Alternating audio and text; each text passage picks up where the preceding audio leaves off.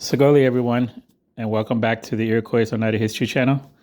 My name is Antonio Doxteter, a member of the Oneida Nation of Wisconsin. Today, I wanted to talk about the Iroquois-Ojibwe Wars. These took place during the 1600s during the Beaver Wars, up into 1701 when the Great Peace of Montreal was made.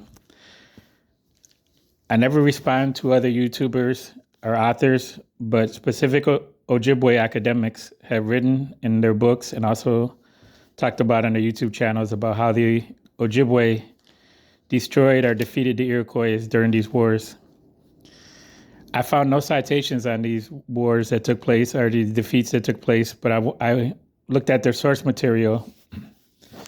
One of them was a book written by George Copway, an Ojibwe author who lived between 1818 and 1869. His book, published in 1850, The Traditional History and Characteristic Sketches of the Ojibwe Nation, mentions several battles, but no major defeats. And the battles that took place were 200 years before he was born. So there's definitely a lot of bias, him also being Ojibwe. But he writes that on the shores of the Lake Huron have been fought several battles between the Chippewa and Iroquois along the French River, Saginaw Bay, and Saugeen River. He says that in 1652, trouble between the Iroquois and Ojibwe commenced as the Iroquois barbarously plundered and massacred the Ojibwe warriors. Two escaped, and they sent a message that if it ever happened again, they would exterminate the Iroquois. The proud Iroquois laughed and scorned at the threat of the Ojibwe. A second offense was committed by the Iroquois on the Ojibwe on the Ottawa River, and about 20 Ojibwe were slain as the Iroquois fell upon them.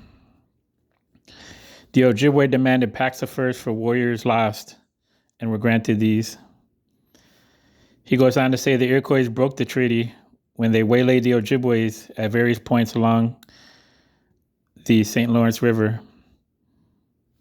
And he talks about battles taking place on Pigeon Lake, where a great number of Ojibways were killed. And a fourth battle took place around Rice Lake, where two heaps of slain warriors, one Ojibwe, one Iroquois, were found, and along Percy Lewis's farm. So these were the only citations I found in the book concerning the Iroquois, and none of them say that they suffered a defeat or were destroyed by the Ojibwe. The alternate sources that I've looked at were many, including Craig Kerner, book on an ethno-historic perspective on Iroquois warfare during the second half of the 17th century. He talks about that 19 battles took place between the Iroquois and Ojibwe, and that over 12,000 to 15,000 captives were taken from the Algonquin tribes. And at the time, during the 1600s, the Iroquois fought over 49 tribes through 24 states and 2 Canadian provinces. Some of the other authors that had written about the Iroquois Wars were Cadwallader Calden, The History of the Five Nations of Canada; Lewis Henry Morgan, The League of the Iroquois, 1851; Francis Parkman, The Jesuit in North America in the 17th century; George Hunt, The War of the Iroquois; William Fenton, The Grey Law and the Longhouse; Francis Jennings, The Ambiguous Iroquois Empire; Daniel Richter, The Ordeal of the Longhouse; and Lawrence Hopman, Beyond the Covenant Chain. And none of these authors mention any of those battles or any major defeats on the Iroquois by the Ojibwe. So I found no source material to collaborate any of that. It does go on to say that in the early years, in 1652, 25 Algonquins were captured on the St. Lawrence River by the Iroquois. 25 were killed on the Ottawa River. 1649, 14 Algonquins were captured on Three Rivers. And earlier than that, 1629, the Mohawk Oneida destroyed Algonquin Montagnais villages along Three Rivers. It looks like they made a peace in 1634, and from 1636 to 1637, the Iroquois drove the Algonquin and Montagnais west. 1641 to 1642, the Algonquin and Montagnais are driven from the upper St. Lawrence Valley. 1645, Oneidas are at war with the Nipissing. and they had made an earlier raid in 1642 on Morrison Island on the Ottawa River against the Algonquin people. 1647, Iroquois army of 120 attacked the Algonquin at Nicolet and Wamachi and killed their war chief Piscaret. 1650, the Iroquois attacked Morrison Island and defeat over 400 Algonquin warriors. 1665, 13 Algonquins are killed and 70 Nipissing. And in 1669, 100 to 170 Algonquins are captured.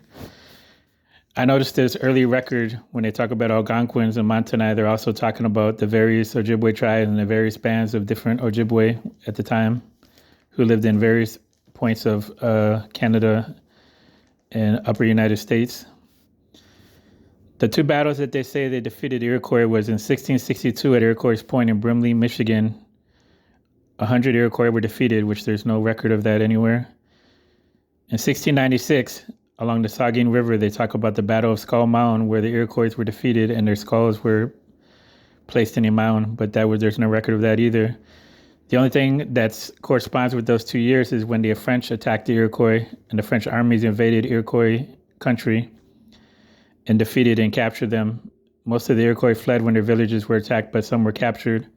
Those are the only two defeats that happened during those years. So for me, I just want to set the record straight and make it clear. And I think other people should use their source material also when making claims. I'm not sure why these certain people posted those things. I don't know if it's propaganda or their own personal bias, but I think that it's not responsible scholarship to put on claims that don't have any source material or any documentation to go along with it. If the Iroquois were defeated, to me, that's okay. I mean, it happened in the past, but it's just good to have the facts. If you like this video, leave a like, a comment, or subscribe. It would really help my algorithm and continue to post more videos. Yawanko, Onagiwa.